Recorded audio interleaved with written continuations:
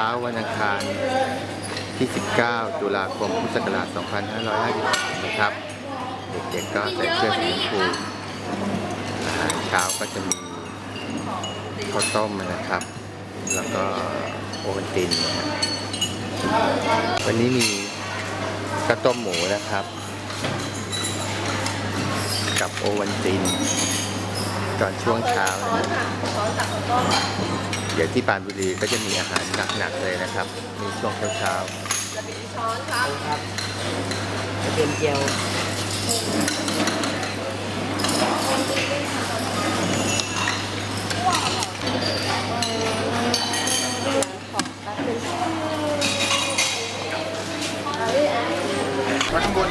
เราจะไปวันณอุทยานแห่งชาติปรานบุรีนะครับจากสวนปฏิพัฒน์ไปไม่ไกลนะครับนิดเดียว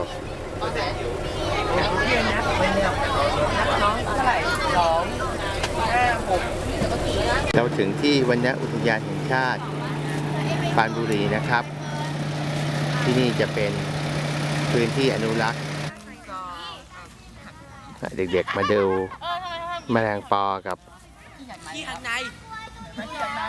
ดอกผักบุ้งนะครับผักบุ้งทะเลกันนะคะวันนักเรียนปรานบุรีนะคะก่อตั้งขึ้นเมื่อปีพ.ศ. 2527มีเนื้อที่ในการดูแลรับผิดชอบ700 ไร่นะคะแล้วก็ในวันนักเรียนปรานบุรีนะคะในเนื้อที่700 ไร่ก็จะมีก็คือป่าชายเลนเป็นห้องเรียนทางธรรมชาติระยะทาง1 กิโลเป็นสะพานไม้หรือต้นไผ่นะคะกับต้นงิ้วจะมีเยอะมากเลยนะคะนี่มาดูสิ่งอำนวยความสะดวกในพื้นที่กันบ้างนะคะอันนี้ลำดับแรกที่เราเข้ามาถึงพื้นที่เราจะต้องเข้ามาตรงจุดนี้ก่อนก็คือศูนย์บริการนักท่องเที่ยวหรือสำนักงานเพราะว่าเราจะได้ทราบถึงพื้นที่ว่ามีตรงไหนเที่ยวได้บ้างนะคะมีสิ่งอันตรายอะไรบ้างมีสิ่งอำนวยความสะดวกอะไรบ้างนะคะก็คือมาที่ศูนย์บริการนักท่องเที่ยวก่อนนะคะนี่ก็มีบ้านพักด้วยแต่บ้านพักเป็นบ้านพักของเจ้าหน้าที่นะคะเพราะว่านักงานเราจะไม่เปิดเกี่ยวกับบ้านพักนะคะเราก็นำบ้านพักเจ้าหน้าที่เดี๋ยวพี่ชายครับเป็นเจ้าหน้าที่ก็จะพาชมแบบโรงเรียนธรรมชาติของจริงแล้วนะครับกี่ชั้นเนี่ย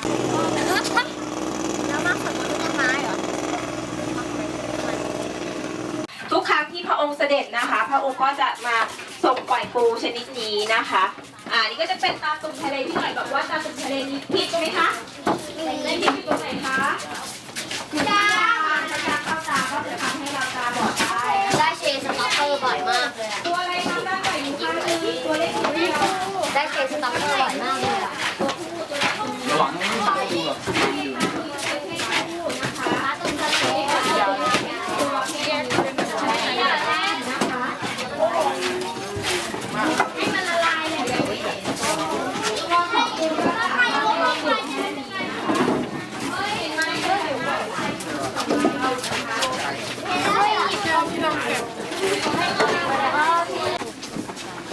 เขาลงไปถ่ายไม่เห็นมีปูเลยนะคะตามข้างๆทางของเรานี้นะคะรูที่เราเห็นเป็นรูอะไรบ้างนะคะรูปูหรือว่ารูงูนะคะนอกจากรู2 ชนิดนี้แล้วนะคะยังมีรูของสัตว์นิดนึงนะคะแม่บอกว่าจะไม่ค่อยติดตัวนะคะส่วนใหญ่ก็จะหมดทุกคนเราอยู่ในตรงนี้เป็นป่าโกงกลางที่เป็นธรรมชาตินะครับแล้วเขาก็จะออกแบบทางเดินดีไซน์ให้นะครับเนี่ยก็จะไม่ตัดเลย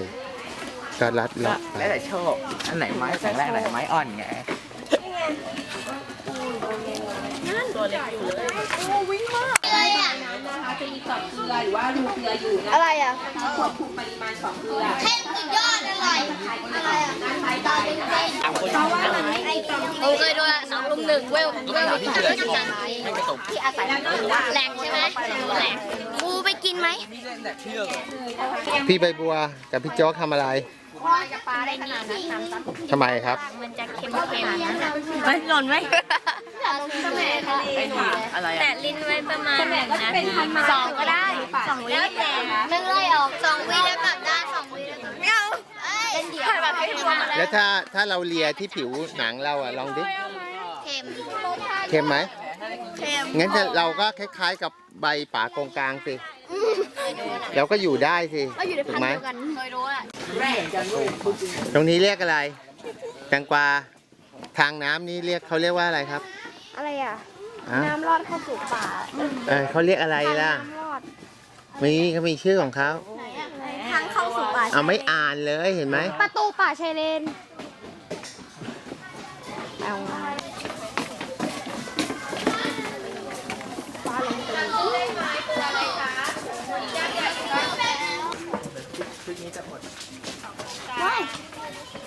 ไปเถอะ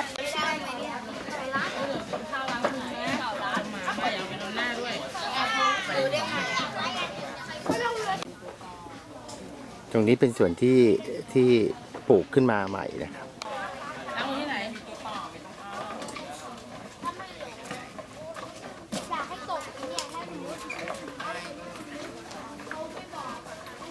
แล้วนะคะเห็นไหมคะเห็นความแตกต่างกันไหมคะระหว่างต้นโครงกับต้นโครงกลางนะคะ ต้นโครงกลางนะคะ ถ้ามีตรงไหนมีต้นโครงกลางเราก็จะพบปูพบสัตว์เยอะแยะมากมายเลยทีเดียวนะคะ พอมาเป็นต้นโปรงนะคะ จะไม่ค่อยพบสัตว์จึงจะแห้งแข็งนะคะเนื่องจากว่าบริเวณที่เป็นป่าดิบด้วยค่ะป่าดิบ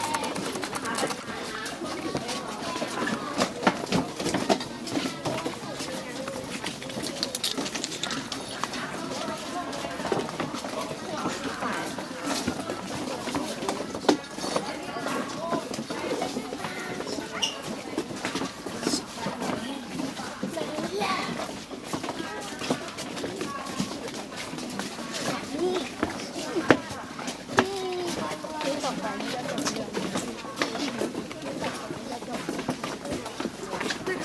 คะ นี่ก็เราสีสังวัฒน์ เป็นหอเป็นนั่งร้านนะครับ ประมาณ 3-4 เมตรนะครับจะเห็นส่วนที่ปลูกเพิ่มกับส่วนที่เกิดขึ้นเองตามธรรมชาติสวยมากนะครับเนี่ยคือพาขึ้นไปดูนะครับเราจะเห็นการเปลี่ยนสีของใบไม้ในป่าชายเลนนะครับ หันหน้ามาเร็วหันหน้ามาหาครูปั๊มเร็วหันหน้าข้างบนหันหน้ามา1 2 3นุ๊กถอยไปสิคะ1เอมี่ถอยไปหน่อยพร้อมแล้ว1 2ยิ้มโอ้โหเลยบินบังมิดแตงโมมาข้างหน้าพี่สนเน่โอ้โหบังเขาจะเอลงค่ะเอลง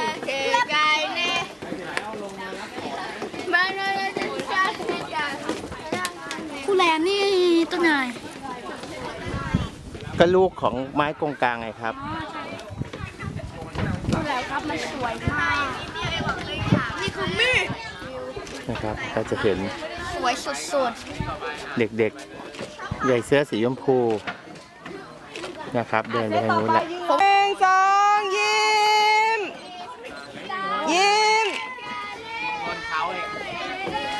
โบกมือด้วย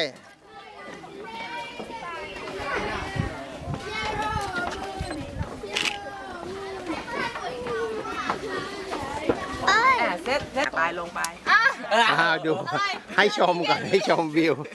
ชมวิวก่อน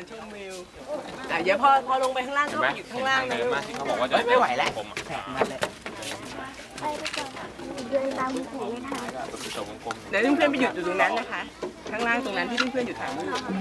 แล้วเดี๋ยวนั่งกับเพื่อนถ่ายรูปโอ้สะพานร่วง โดดไม่ขึ้นแล้วโดดแล้วติดก้นโอ้ดีไหมไม่ได้เดียว นี่นู่นแล้วใช่กวาหล่นไปนี่ยังพอว่าตัวมันหนักตักไปเร็วเธอไปยูจะถ่ายรูปให้เร็วแตงอ่อนไปเร็วดิ ด้วย เร็วดิอย่าช้า เยอะครับ โอเค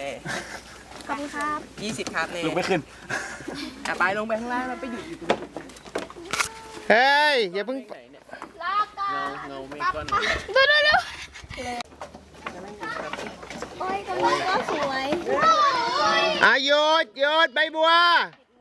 คอยตรงนั้นลูกคอยแป๊บหนึ่งก่อน ขยับมาใกล้ๆกันก่อนสิ พี่